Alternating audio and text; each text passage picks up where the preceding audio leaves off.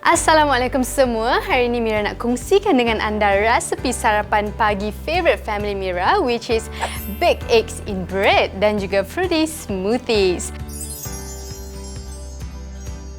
Potongkan bahagian atas roti. Kosongkan bahagian dalam roti. Kita potongkan bell pepper ini dan juga tomato sekecil yang boleh untuk kita masukkan ke dalam roti. Kita pecahkan telur, masukkan ke dalam roti. Masukkan sedikit garam, lada hitam, fresh herbs.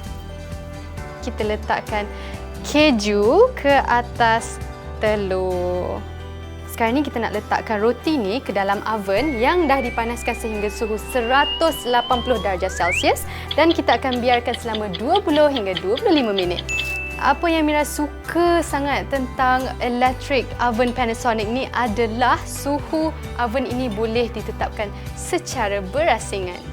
Kalau nakkan makanan yang lebih rangup, just naikkan suhu di atas. Dan dapat lihat juga oven ini sangat besar, sesuailah untuk Mira yang duduk dengan family ni.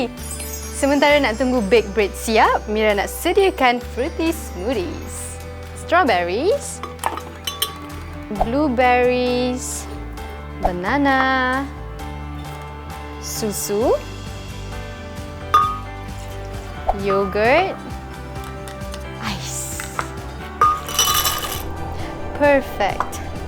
Kalau korang nak tahu, inilah dia blender favourite Mira. Sebab apa? Sebab blender ini mempunyai 6 auto menu untuk dipilih.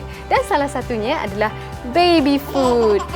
Senang untuk Mira blend makanan anaki.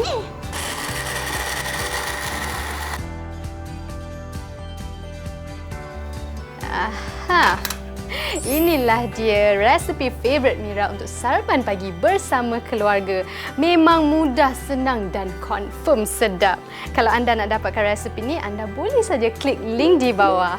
Kongsikan momen anda bersama Mira dengan hashtag Moments in the Kitchen bersama hashtag Panasonic Malaysia. Dan jangan lupa untuk hashtag Panasonic Cooking Malaysia. Jumpa lagi. Bye!